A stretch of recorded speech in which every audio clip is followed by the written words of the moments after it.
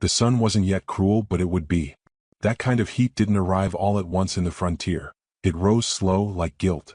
Dust already clung to the air, to the boots of strangers, to the breath of townsfolk gathered in Market Hollow. The men stood with coin pouches. The women didn't speak. The sheriff watched from his porch with a cup of coffee he wasn't drinking. And on that crooked platform they brought them out. 2 little girls, maybe 7, no taller than a saddle horn. Dressed in matching cotton dresses faded from white to ghost gray. Hair tied in trembling ribbons. No tears, no wailing. Just quiet. Too quiet for children that age. The preacher spoke first. Something about mercy. But no one heard that part, not really. Caleb Rourke stood at the back of the crowd, arms crossed, hat low. He wasn't supposed to be here, just passing through on his way to the feed store. Just needed seed, that's all. But his eyes hadn't moved since those girls stepped out. Something in him knew. That stillness, the way the bolder twin shifted in front of the smaller one like a wall. Caleb had seen that once before. The way his late wife used to step between a storm and their daughter when she thought he wasn't watching. The girl's stepmother, Louisa Cartwright, leaned against a beam beside the preacher, fanning herself with a folded newspaper like she was auctioning off shoes. "Startin' bid $20, she said sweetly, as if announcing fresh pies. No one flinched. Then a man laughed. Big, beer-bellied, half-drunk already. "What's their labor worth? One's barely got arms." Louisa giggled. "They're house-trained. And sweet if you give 'em molasses." The crowd shifted. No one stopped her. Not even the preacher, who had lowered his gaze to his boots. Caleb's fists clenched. His wife, Caroline, had died 2 winters ago, fever so high she hadn't recognized his face in the end. Their baby girl followed a week later. He hadn't cried since. Not once. Until now, something inside him burned hot, right beneath the ribs. 25, the drunk called again. 30, barked another, one of the Cleveland's boys, mean with dogs, meaner with wives. Louisa grinned. "Now we're talking." 40, Caleb said, stepping forward. The crowd turned. A few folks muttered. The sheriff finally stood from his chair, but didn't stop him. Louisa narrowed her eyes. "Well, look what the wind dragged back. Caleb Rourke. Didn't think I'd see you again." He ignored her. 45. Cleveland's roared. Caleb walked toward the stage. Each step felt heavier than the last. 50. Cleveland's cursed. "You don't even got a wife no more." "I've got a house," Caleb said, voice steady. "And a name." "Do you?" A few snickers. Someone coughed. Louisa's fan stopped moving. She tapped the preacher's arm. "Well, looks like we got ourselves a gentleman." The preacher hesitated. Is this even legal?" Louisa smiled wider. "Ain't nothin' illegal 'bout talkin' in kin. He's their cousin, aren't you, Caleb?" He looked up at the girls. The smaller one was clutching something, an old ribbon torn and stained red at the edge. Not speaking. Not blinking. "I'll take them," he said, voice quieter now but firm. "Before someone else ruins what's left of their lives." "Sold," Louisa sang and stepped down before anyone could argue. He helped the girls down himself, careful not to startle them. Their arms were thin as reeds and their cheeks hollow. The bold one looked him dead in the eye. She didn't trust him. But she didn't flinch either. "Do you have names?" he asked softly. Silence. He nodded. "We'll figure that out later." They walked together toward his wagon. 3 shadows stretching long on the ground. Behind them, Louisa lit a cigarette and smirked like she'd just won a bet. And from across the street, a man in a dust-colored coat leaned against a water trough, chewing something dark. He watched them leave with a patience that didn't match the hunger in his eyes. The road out of town was dry and narrow. Caleb didn't look back, but the girls did. What? Then never again. By the time they reached the trees, the sun was high and merciless. He gave the older girl his canteen. She passed it to her sister first. That meant something. Caleb tucked the gesture into his heart like a seed. "You'll ride in back," he said gently, lifting them into the wagon bed. "It's not fancy, but it don't bite." Still no words. But the younger one leaned against a sack of oats and shut her eyes, as if sleep had been chasing her for miles. Caleb got the horse moving. The wheels creaked. The prairie opened in every direction. He didn't ask what had happened. He'd seen enough cruelty in his time to imagine too much already. But when he glanced back, he saw the bold one staring not at the land, but at him. Not like a child. Like someone older than time, someone measuring. "You don't gotta trust me yet," he said aloud. "But I ain't gonna sell you. Not now. Not ever." She blinked slow. then laid her hand over her sister's chest. Caleb's knuckles whitened on the reins. He looked away. The afternoon dragged hot. They passed one rider, man in a gray coat heading the other way. Didn't tip his hat. Just looked too long at the wagon bed. Caleb stared him down until the man rode on. They stopped once by a creek. Caleb knelt, cupped water, handed it to the girls. The bold one let it trickle over her fingers first, then drank. The younger one smiled faintly. He realized that was the first flicker of childhood he'd seen in them. A rabbit darted out of the brush and disappeared.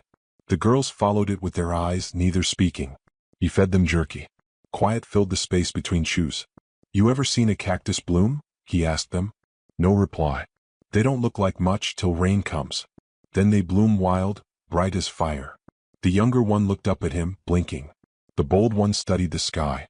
As the wagon rattled back onto the trail, Caleb thought about the money he'd spent, almost everything he had saved for winter.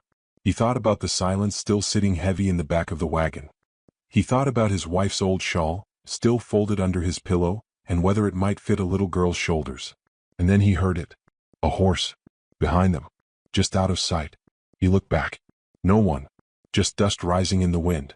Still, he kept the rifle closer that night when they camped beneath a broken cottonwood. He spread a blanket in the wagon bed. Told the girls to sleep close not because he feared wolves, but men. He didn't sleep. Not really. Sometime past midnight, he opened his eyes to find the bold one sitting upright, staring toward the ridge. "You okay?" he whispered. She didn't answer. Just pointed. A flicker of movement in the dark. Gone too fast to name. He stood, rifle ready. But all he heard was wind and creaking branches. When he turned back, the bold one had tucked her sister under the blanket. Then, finally, a word. "Why'd you take us?" He swallowed. Didn't seem like anyone else would do it right. She stared at him a while. Then lay down. He sat beside the wagon wheel, heart thudding. Somewhere out in the black prairie someone was watching. He didn't know who yet, but he knew why. He'd stolen something precious from a world that didn't value it. And he didn't regret a damn thing. The wagon creaked like an old man's bones as it rolled over cracked prairie earth. Dust rose behind the wheels in soft spirals, and the wind picked it up like it was trying to carry their trail back to town. Caleb kept glancing over his shoulder, not at the girls but at the nothing that felt like something. The older twin sat with her arm around the younger, her jaw set hard for someone so small. She hadn't taken her eyes off the horizon since they left. The little one leaned against a rolled-up feed sack, lips parted in sleep. Every so often, her fingers twitched, like she was holding on to something in her dreams. Caleb had seen war.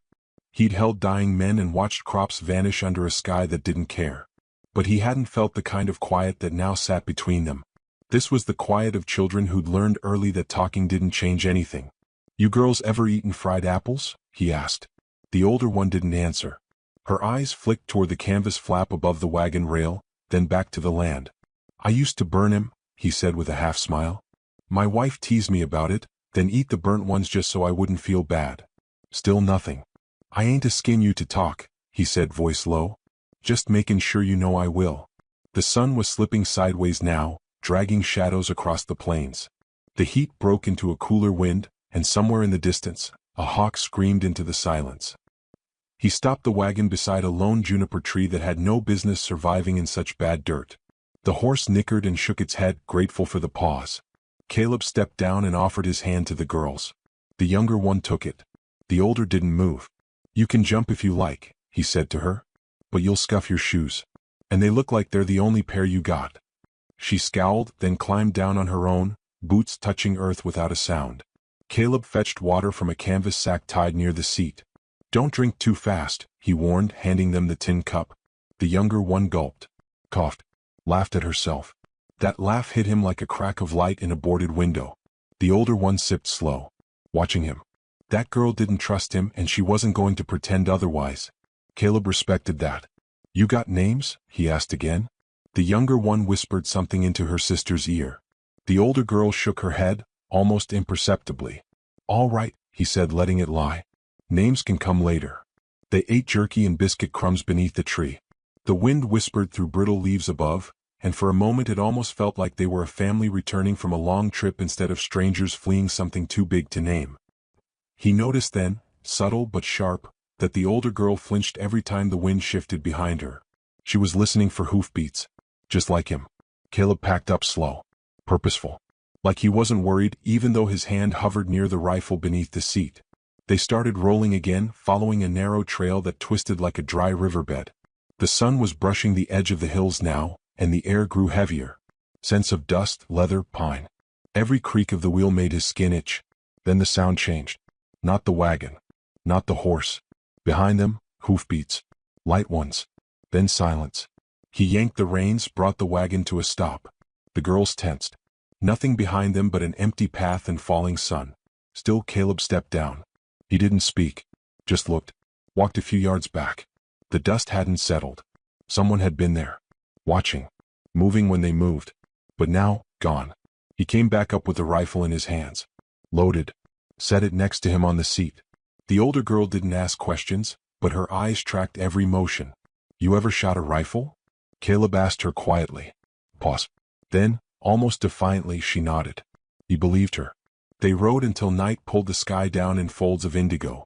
Caleb lit a lantern and turned off the trail, guiding the wagon into a shallow gully beside a stand of rock.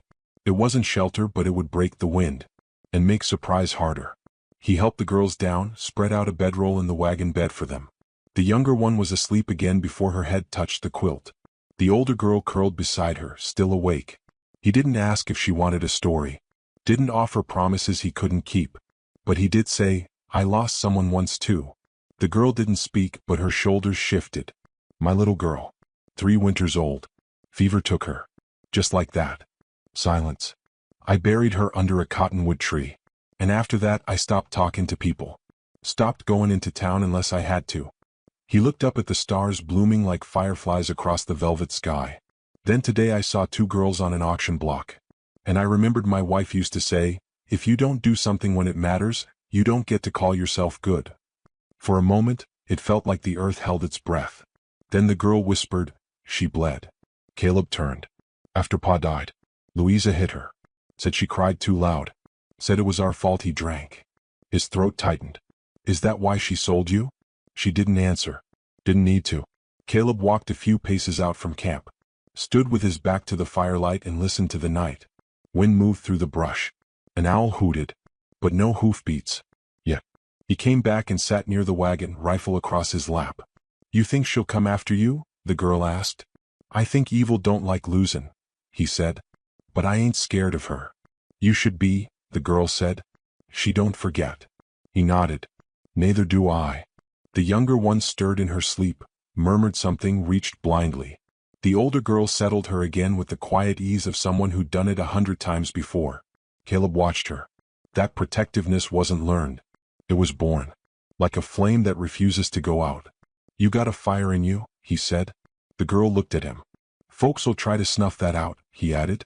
But if you let it burn right, it can light up the whole damn prairie. She looked away, but not before he saw something flicker in her eyes. Not trust. Not yet. But recognition. The wind changed direction again. Carried a scent Caleb didn't like, cigars. Faint. Too faint to follow. He stood, checked his rifle. The rock wall caught moonlight, casting long shadows. He wasn't imagining it. Someone was out there. Watching. Waiting. He'd seen this kind of patience in the war. The kind that doesn't strike tonight, but lets fear ripen first. Back at the wagon, the bold girl hadn't moved. But he saw her eyes now, open, alert, fixed on the dark. You don't have to be brave every second, he said quietly. She blinked. But if you are, he added, you won't have to do it alone no more. He didn't know what made him say it. Maybe the loneliness had built up too long. Maybe the silence had turned into something sharp. Or maybe, deep down, he already knew this wasn't just rescue. This was something else. Something changing all of them. The fire hissed in the cold. Above, the stars kept their secrets. And Caleb didn't sleep much that night. He stayed awake, watching the dark for movement, listening for hoofbeats, his hand always on the rifle and his eyes always drifting back to the girls. 2 strangers he'd die to protect before he even knew their names. Morning came with frost on the wagon canvas and silence thick as smoke. Caleb rubbed his hands together near the weak fire, eyes on the hills. Nothing moved. But he didn't trust it. The wind was still, too still. Like it was waiting. The girls stirred in the wagon bed. The younger one sat up first, hair tangled, eyes soft with sleep. The older rose slower, eyes sharper than the morning air. Caleb passed them strips of jerky and a crust of biscuit. Ain't much, he said. But it'll get you to noon. The little one whispered thanks. The older said nothing. But she didn't glare today. That was something. He hitched the horse in silence, head down. But his mind spun circles. There were prints in the dirt behind camp. Hoof prints. Fresh ones. Just one rider, but heavy-footed. Waiting. Watching. They didn't speak about it. Not yet. By midday the wagon reached his land. It wasn't much. Just a battered cabin, slouched like it had given up hope, and a half-fallen barn where the wind spoke through the cracks. This is it, he said, climbing down. It don't look like much, but it holds. The girls stood in the wagon, unmoving. Caleb opened the door to the cabin. There's clean water inside. Some quilts too. You're welcome to 'em. The younger one hesitated, then jumped down. The older climbed slower, eyes scanning the place like she expected traps. Inside the cabin was bare but clean. A stove in the corner, a table with one chair, a coat hung by the door that still smelled faintly of pine and ash. The bed was neatly made. Caleb had done that before heading to town, habit not hope. He lit a lamp and set it near the table. You want to pick a room? He asked. The older girl stepped past him without answering. The younger one touched everything, windowsill, countertop, the edge of the table, as if memorizing it all in case it vanished. She found a lopsided doll in a trunk and hugged it like it remembered her name. Later, while they explored the cabin, Caleb stood on the porch. The land was quiet, but not safe. There were questions in the wind. And warnings. That afternoon, he found the older girl sitting in the barn. Her knees pulled to her chest. She didn't cry, but her face was pulled tight like a rope about to snap. You okay out here? He asked gently. She didn't look at him. Don't get attached, she said. He blinked. To what? To us. Caleb stepped closer, boots crunching hay. That's something your stepmother told you? She said folks pretend they care. But they don't. He crouched. And what do you think? She finally looked at him. I think people leave. He nodded. Sometimes they do.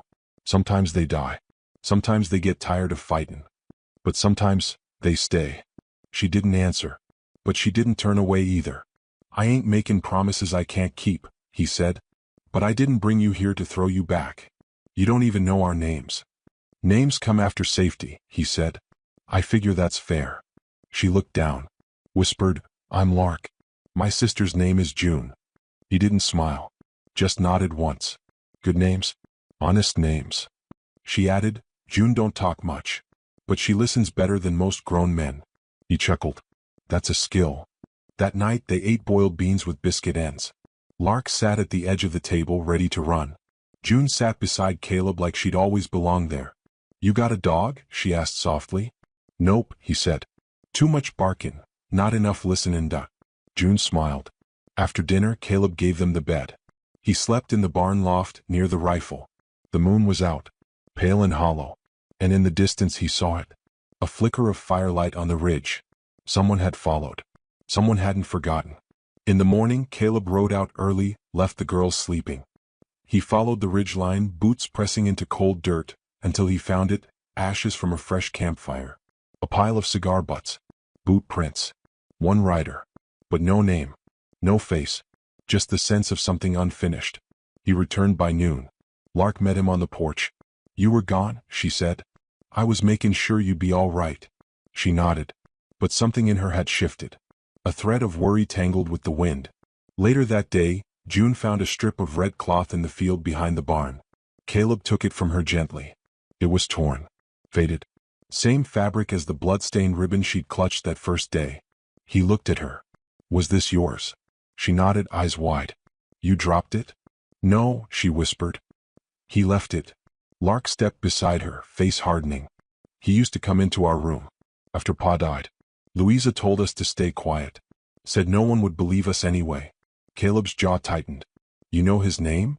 Ray Jarnine, she said. Big hands. Smelled like whiskey and cheap powder.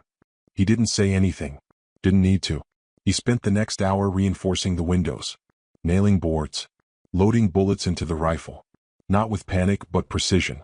Quiet fury measured in inches. Lark helped. She didn't ask questions. Just held the nails. Thank you, he said. She looked at him. You believe us? I didn't bring you here for lies, he said. That night, the wind howled through the eaves. June cried in her sleep. Lark sat awake on the floor, clutching a carving knife Caleb had given her. He found her there near dawn. She looked up but didn't flinch. "You sleep at all?" he asked.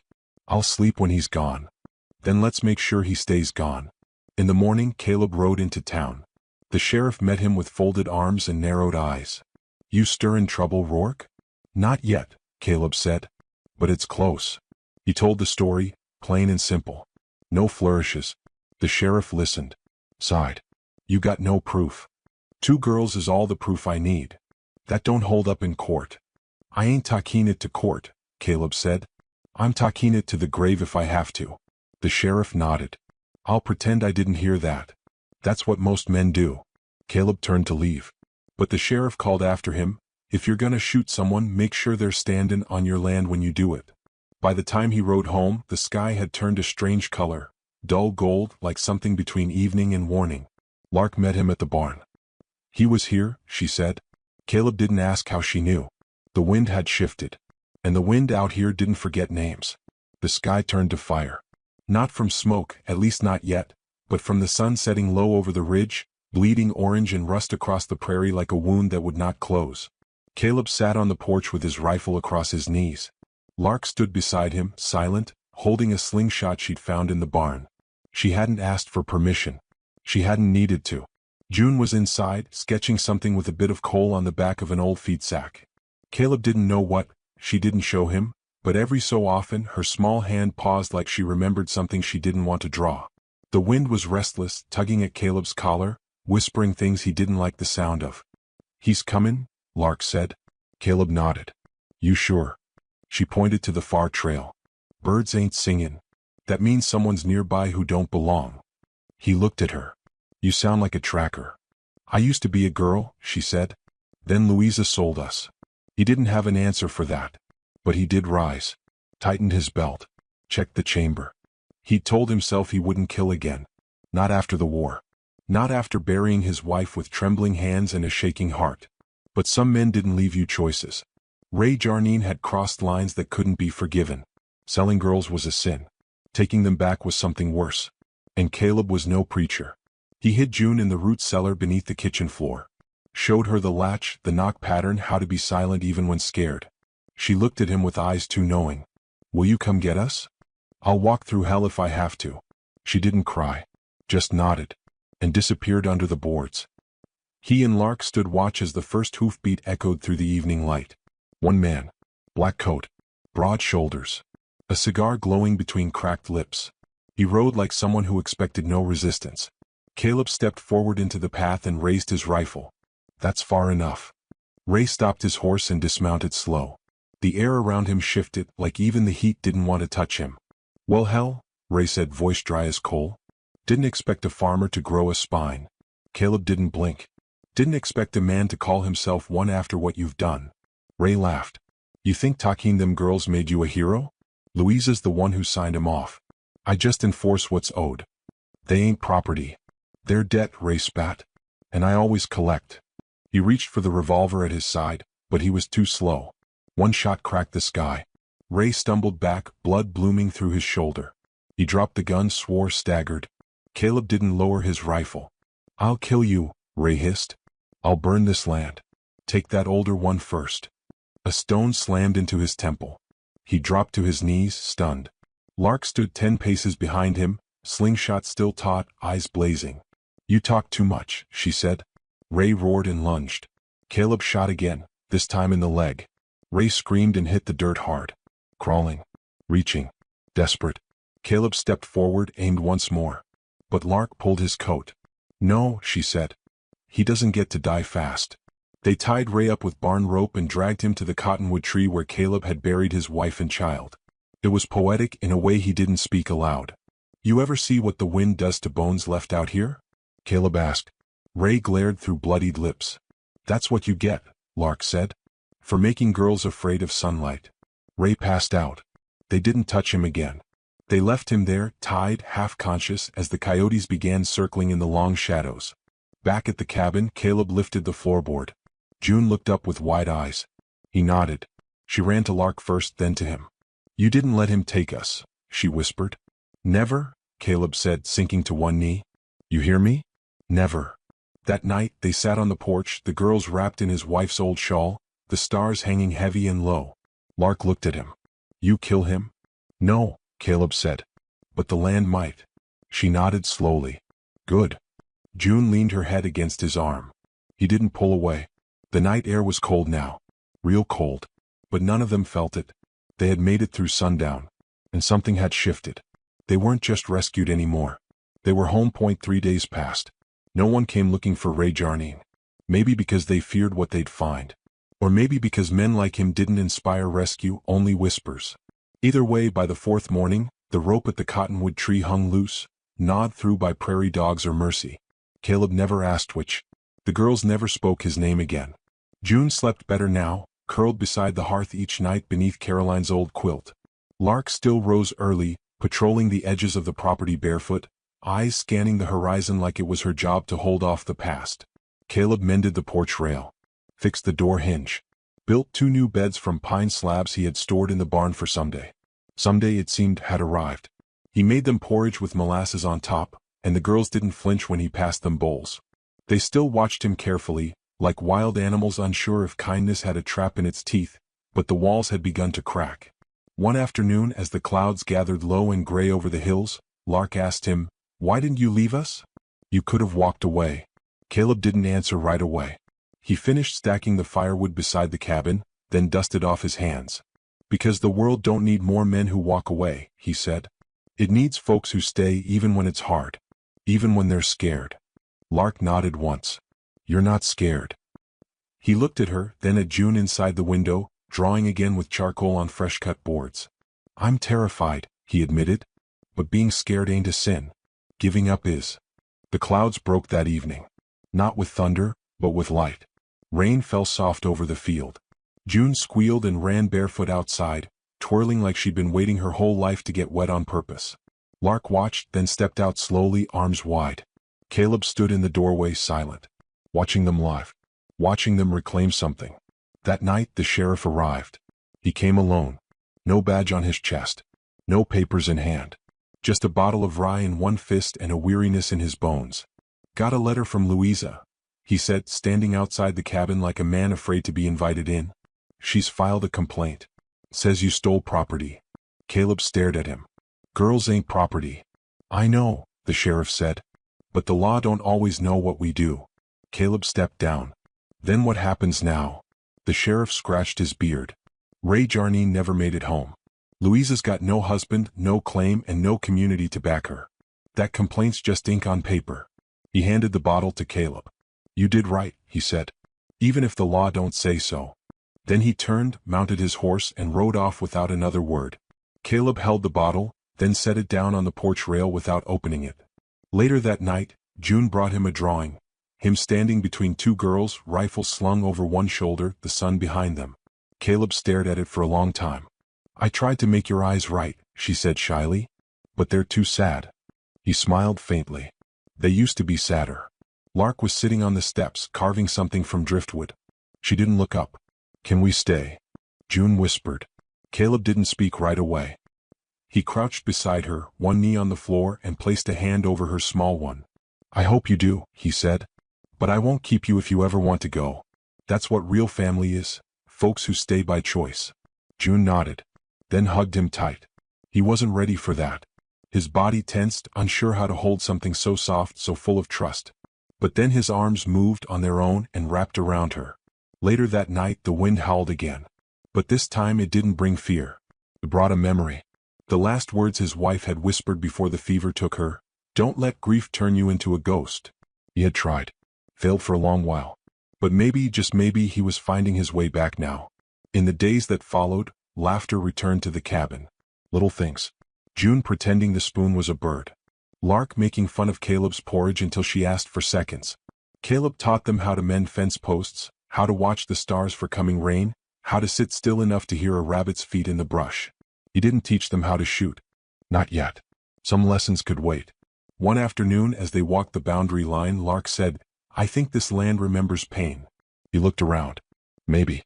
But land also remembers what you build on top of it." She pointed to the horizon. "Can we build something that lasts?" He nodded. "We already are." That evening, as the sun dipped low and turned the sky to 100 shades of gold and fire, Caleb stood on the porch, arms crossed, watching the girls chase fireflies. It hit him then, not like a shot but like a slow rising tide. He hadn't saved them. They had saved him. And that was the truth.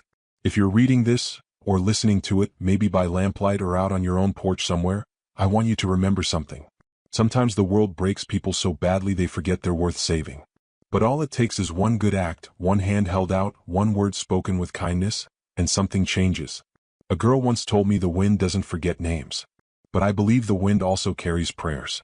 And somewhere between grief and survival, we all become someone else. Someone stronger. Someone worth following home. So if you ever hear about a widower who took in 2 silent girls sold on an auction stage, just before sundown, know this. They didn't just survive. They built a life the wind itself still whispers about. And sometimes if you listen close, you'll hear laughter where there used to be silence. The desert had gone quiet. Not the kind of quiet that meant peace, but the hollow kind like the world had turned its back and walked away. Elias Boone rode alone beneath the haze of a bleached sky, reins slack in one hand, the other resting near the grip of his rifle. His coat hung heavy with dust, collar turned up against the wind that had stopped bothering to blow. Even the flies had given up. He wasn't heading anywhere in particular. Just away, from another failed cattle deal, another town where folks spoke with sympathy but sold with cruelty, and another empty night in a house that still smelled of fire after 3 years. The land yawned before him, scrub grass, cracked red earth, bones of some forgotten steer half swallowed by the sand. A crow croaked overhead, then thought better of it. Elias's horse suddenly snorted, ears flicking.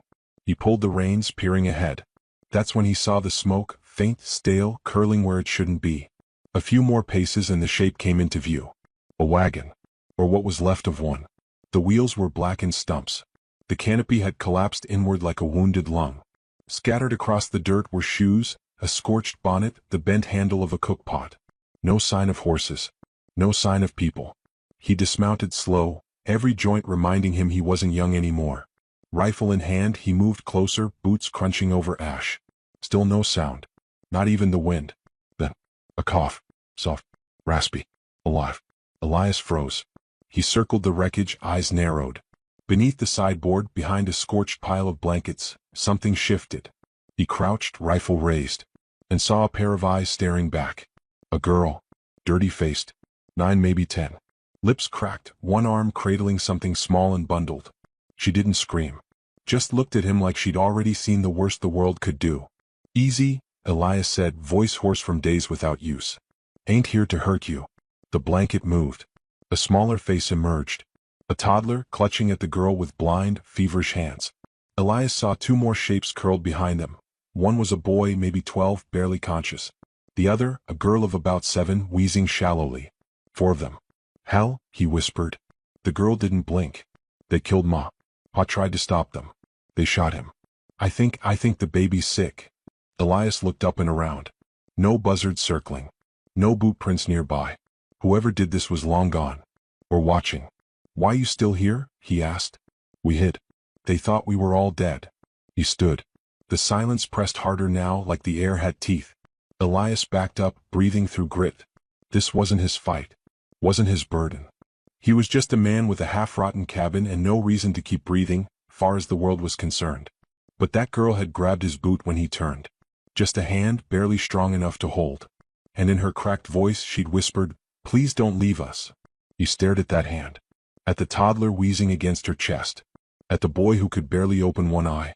He sighed. Damn it. He holstered the rifle and lifted the toddler first, the bundle light as a sack of flour. The others he motioned toward his horse, letting them climb into the saddle while he let it slow. The sun was climbing and it was a long walk to his land. They didn't speak for hours. The girl dozed in the saddle with the baby pressed to her chest. Elias walked with his hat pulled low and his mind spinning backward. 3 winters ago, his cabin had caught fire while he was in town. He'd returned to smoke and the smell of cooked wood and loss so sharp it broke something inside him. Since then he'd lived in silence. Chopped wood, bartered cattle, drank alone. Kept a single chair at his table. Now there were 4 children slumped over his saddle. His cabin came into view just before dusk. 2 walls leaning, one sagging, the roof patched with old tarp and good intentions. He helped them down one by one, the eldest boy needing support. Inside it was no better. Dust coated the shelves. The hearth hadn't seen flame in weeks. Still it was shelter. Elias set the baby down on a folded blanket and found the last of the beans in a tin. He cooked quiet, listening to the crackle of dry wood and small coughs. No one spoke until food was served. The older boy finally said, "We don't even know your name." Elias Boone. "I'm Silas." "That's Ruth?" He nodded to the eldest girl, Lena and little Abe. The names landed soft like pebbles in a well. That night, Elias sat near the fire while the children slept in corners. He didn't sleep. Couldn't. At one point, Abe cried out in a fever dream. Elias rose and cradled him with stiff arms, rocking slow the way he used to. The child quieted. His tiny fingers found Elias's collar. In the stillness, Elias whispered, "You're safe. For now." But he didn't believe it. Outside, something cracked in the brush. A branch maybe. Maybe not. He grabbed his rifle and moved to the window. Nothing. But the feeling of eyes watching, that hadn't gone. He returned to the fire, rifle across his knees. At dawn, the girl Ruth stirred. Eyes bleary, she looked around, then settled on him. "You gonna send us away?" Elias stared into the flame. "Would have done it already." She nodded. Curled back up with Abe. Trust, raw and unfinished, hung in the air like smoke. He looked down at the rifle. At his old boots. At the dying coals. A man could spend a long time running from life. But sometimes life caught you anyway. And sometimes it came wrapped in dirt and silence, whispering, "Please don't leave us." He didn't know it yet, but this burned wagon and half-dead cluster of children, was the beginning of a miracle. A rough one. A costly one. But a miracle just the same. And something far off in the desert wind seemed to whisper, "You ain't alone no more." The door groaned on its hinges like it hadn't opened for company in years, and it hadn't. Elias nudged it wider with his boot. A puff of dust swirled in the stale air, catching gold in the sunlight before settling back into silence. The cabin was one room and barely that, just enough space for a man who'd long since stopped making room for anyone else. The children stepped in slow, eyes wide. Ruth moved first, cradling Abe. Lena followed with a limp, her bare feet mottled red from walking. Silas brought up the rear, hand tight on the broken chair leg he'd refused to let go of. Elias had offered him a knife for protection on the trail back. The boy said, "I don't trust anything that don't have splinters." Elias understood that kind of thinking. He motioned toward a threadbare mattress in the corner. "Lay the little one there. I'll fetch water." Outside, he filled a dented tin basin from the rain barrel and set it on the table. The fire had gone out sometime last spring and stayed that way.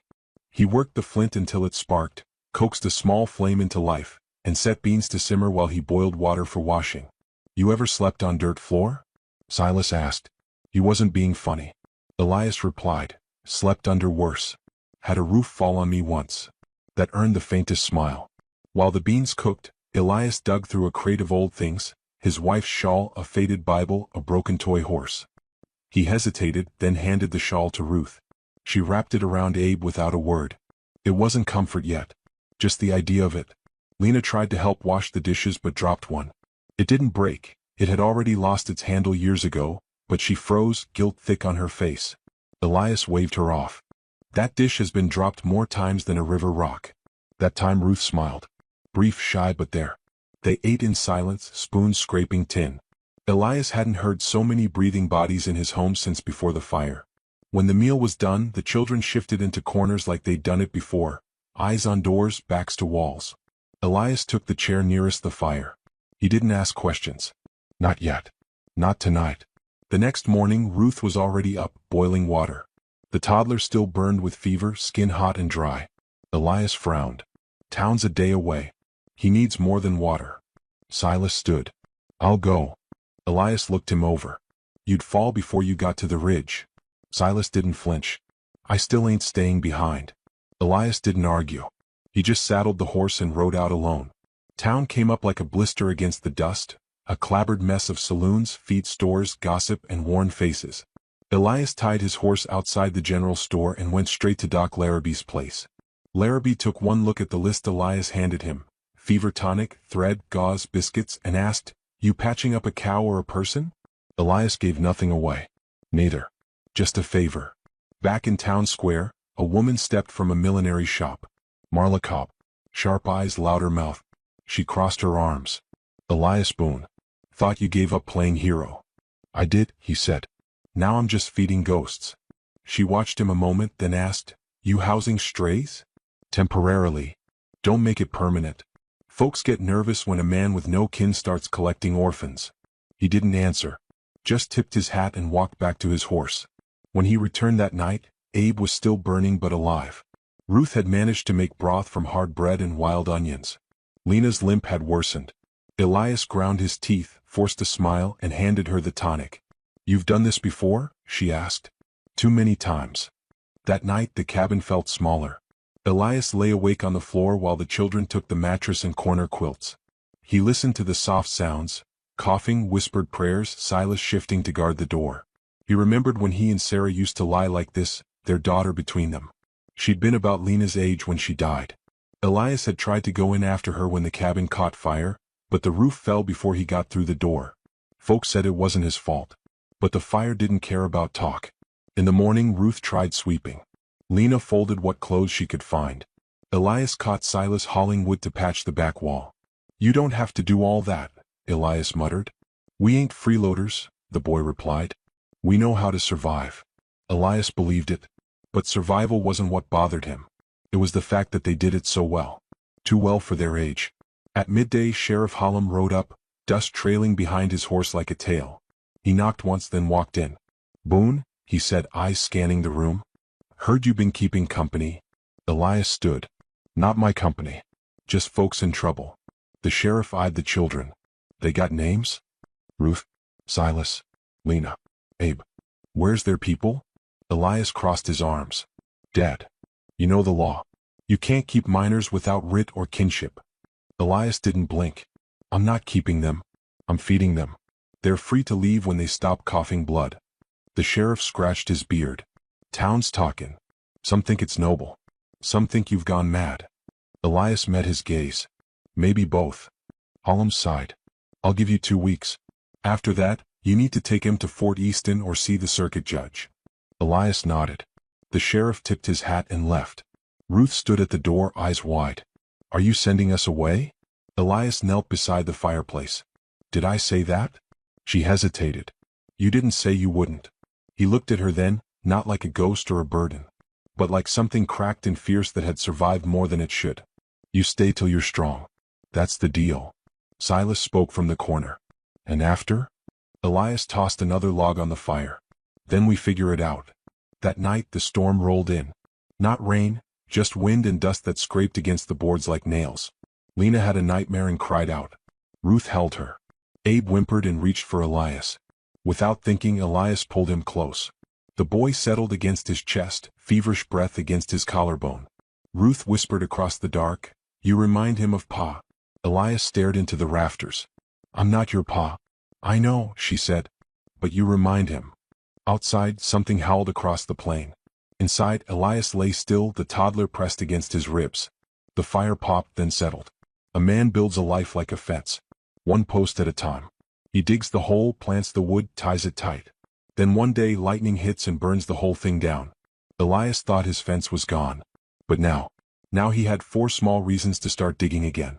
And the strangest part? He didn't hate it. The sky hung low and gray that morning, thick with dust that never seemed to settle. Elias stood out by the split-rail fence, fixing a loose post with one hand while the other stayed close to the rifle slung across his back. His eyes never stopped scanning the hills. He wasn't sure what he was looking for. He only knew something was coming. Inside the cabin, Silas was teaching Lena how to braid rope using torn strips of old flour sack. Ruth hummed under her breath as she washed the pots with snowmelt water they'd collected the day before. Abe sat propped near the hearth, still sniffling, his fever down but not gone. The routine was beginning to feel normal. That was what scared Elias most. You get too comfortable, you forget how fast things fall apart. He tied off the post and stepped back, wiping his brow with his sleeve. Something shifted in the distance. A glint on the horizon. Movement. He squinted, heart still as the air. Just wind? A trick of the sun? Or was that a man on a ridge watching? He didn't tell the children. Instead he came inside and bolted the door. Ruth noticed. "What is it?" "Nothing yet," he said. "But keep the curtains drawn." That night they sat around the fire eating boiled turnips and flatbread. The silence stretched thin. Lena leaned into Ruth. Abe sucked his thumb, eyes half-lidded. Silas poked the fire with a stick. Then with no warning Silas said, "They ain't done hunting us." Elias looked up. Ruth's spoon paused. "Silas? I saw one. Same coat as the man that shot Pa. He was watching from the ridge this morning." "You sure?" Elias asked. Silas nodded once. "I remember his face. All scarred up like someone dragged a knife through leather." Ruth's voice went brittle. "Why didn't you say something sooner?" "Didn't want you scared." Lena trembled. "Will they come back?" Elias stood, slow and calm. "If they do, they'll regret it." The boy's jaw tightened. "You don't know them." "No," Elias said. "But they don't know me either." The next morning Elias began preparing. Quietly. Methodically. He patched the window gaps with hide, set old bells on tripwires across the front yard, reinforced the door with iron nails he'd saved for no reason until now. He buried a small pistol under the mattress and made Ruth memorize where. Silas watched everything he did. "Teach me," the boy said. Elias handed him a hammer. They worked side by side. Later that afternoon Ruth came to him holding something wrapped in cloth. She unrolled it on the table. Inside were 3 gold coins, smudged but real. Elias stared at them. "Where'd you get that?" Her eyes didn't blink. "The men. After they killed our folks, they drank themselves stupid. I snuck into their packs before we ran." Elias ran a hand over his face. "You know they're tracking you for this, right?" She nodded. "It was that or starve. I figured I'd rather die with something than live with nothing." He respected that. Didn't mean he liked it. "Don't show these to anyone," he said. "Not even the sheriff." "Why not?" "Because gold don't buy safety.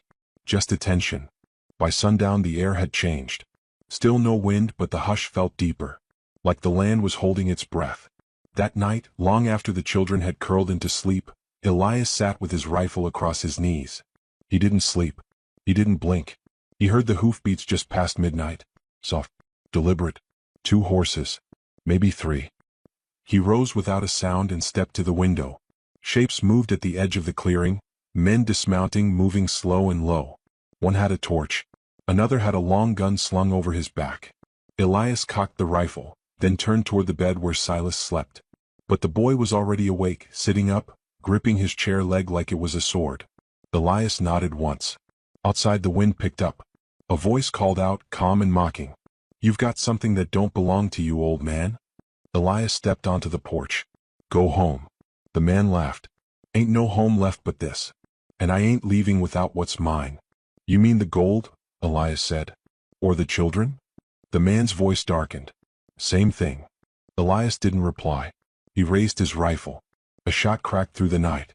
Elias ducked, rolled, returned fire. The porch post splintered behind him. Inside the children screamed. Ruth shoved Lena and Abe into the root cellar. Silas crouched by the window, eyes hard. Elias kept firing, moving between cover, using shadows like old friends. He counted 3 men, maybe 4. One dropped near the water trough, cursing. Another circled toward the back. Ruth shouted from inside, "They're trying the back door." Elias bolted inside just as the door creaked. A boot kicked it open.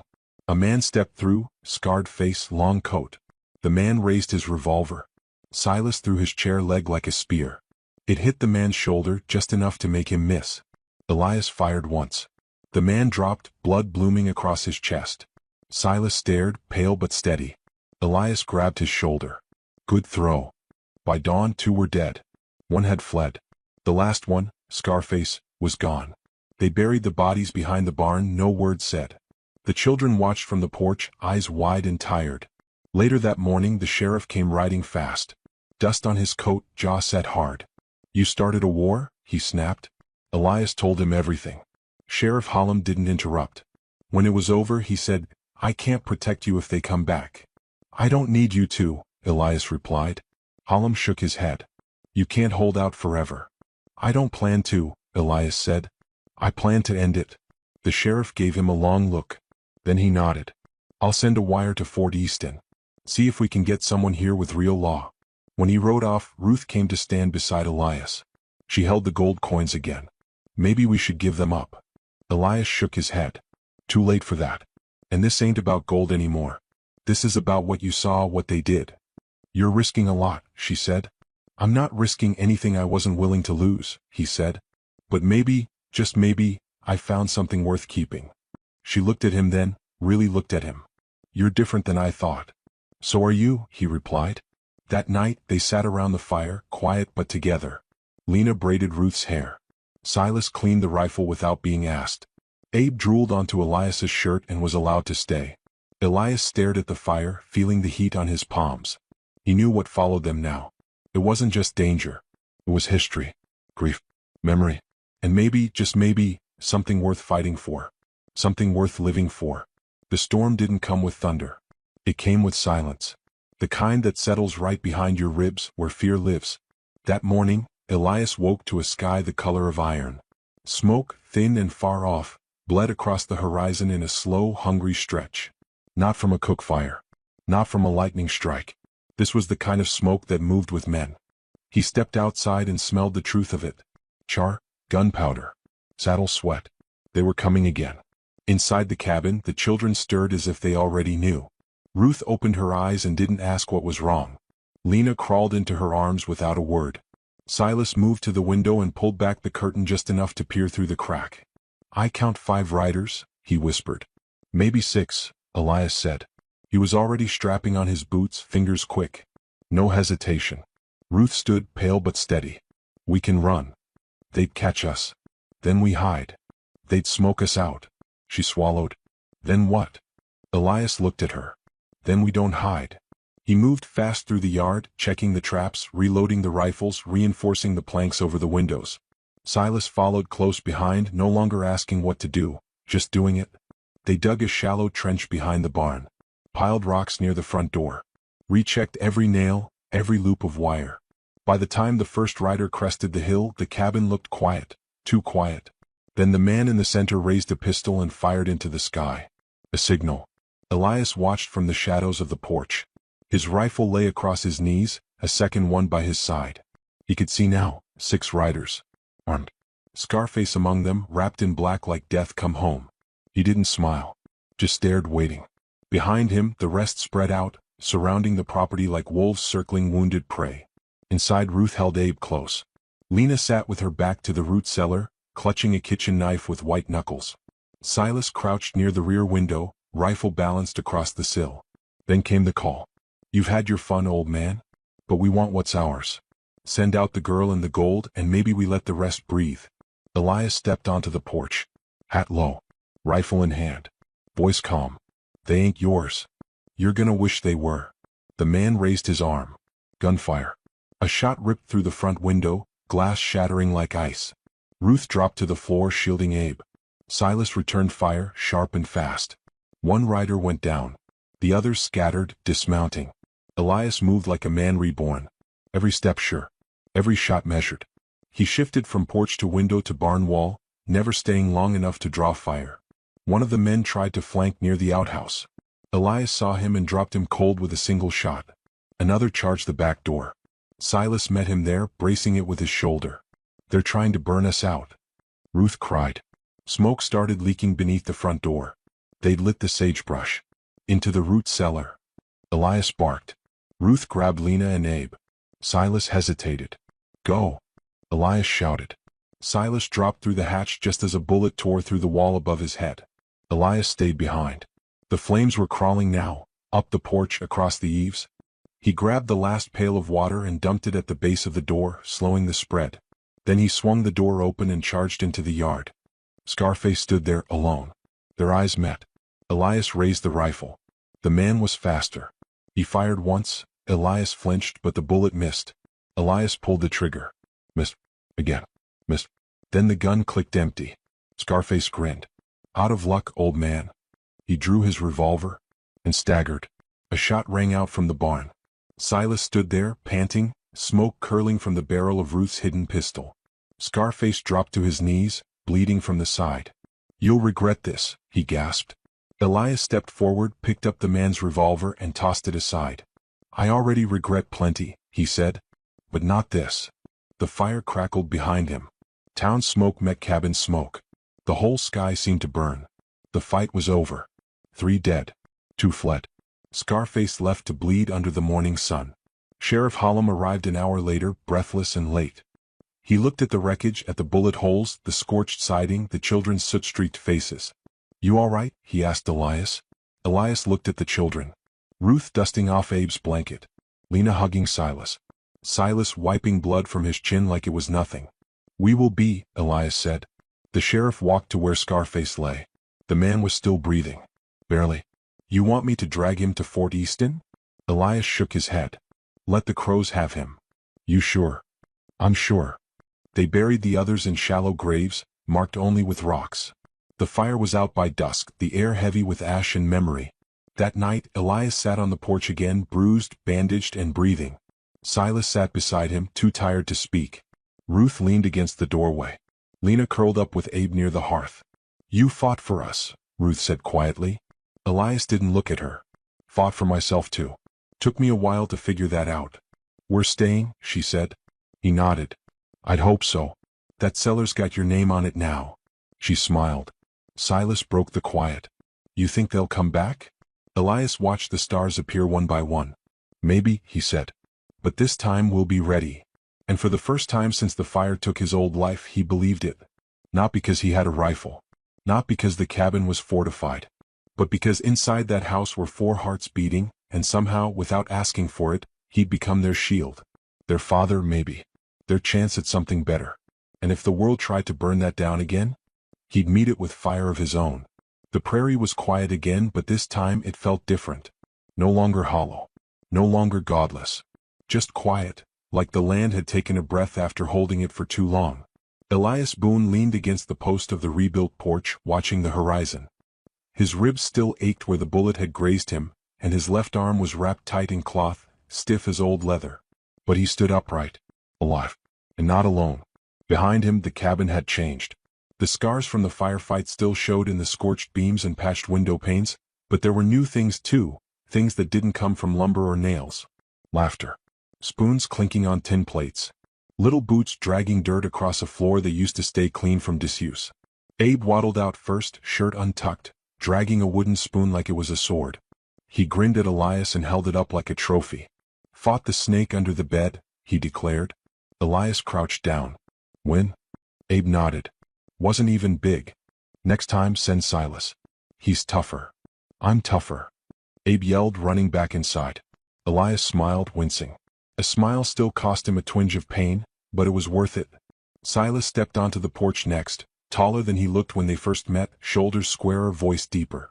He carried a stack of chopped kindling like it weighed nothing. His eyes were sharp now, not just from trauma, but purpose. "You think they'll try again?" he asked, setting the wood beside the door. "No," Elias said. "The law made it real clear. Anyone rides this way with harm in mind gets buried before the sun drops." Silas didn't smile, but he nodded. Inside, Ruth and Lena were sorting through the sack of goods the sheriff had brought from town. Ruth moved like someone twice her age, careful and quiet, but with a steady hand. Lena, her limp a little less noticeable now, held up a folded bonnet, bright blue. "I want to wear this to town," she said. "We're not going to town yet," Ruth replied. "Someday?" Lena asked. Ruth hesitated, then smiled. "Someday." The town had changed its tone too. After the gunfire, after the smoke, after the sight of Elias Boone standing bloodied and firm with 4 children clinging to his name, folks stopped whispering and started writing letters. Letters to the judge. Letters that told the truth. Sheriff Hallam rode out twice a week now. Not to scold, but to check in. He brought supplies. News. Even books for the children. On his last visit, he handed Elias a folded paper with the official seal. "Your guardianship's been approved," he said. Judge signed it himself. "You're their legal kin now." Elias took the paper with steady hands. His voice didn't come easy, but when it did, it was soft. "Thank you." "No," the sheriff said. "Thank you." That night, Elias read the letter by firelight. It wasn't long. Just a few lines declaring what they already knew, that these children, once lost in a desert full of graves, now belonged somewhere. The next morning, Elias planted fence posts along the back acre. He let Silas measure the distance between them while Lena carried small stones to mark the corners. Ruth worked in the garden, planting onions and beans from seeds sent by the widow 3 homesteads over. Abe sat in a wheelbarrow, pretending to be sheriff. In the quiet between tasks, Ruth came to Elias with the blue bonnet Lena had picked. "Do you remember your wife's name?" she asked. Elias nodded. "Sarah. Would she have liked us?" He paused. "She'd have taken one look at me trying to raise 4 children and said, Well, you're a fool, but a fool worth keeping. Ruth laughed.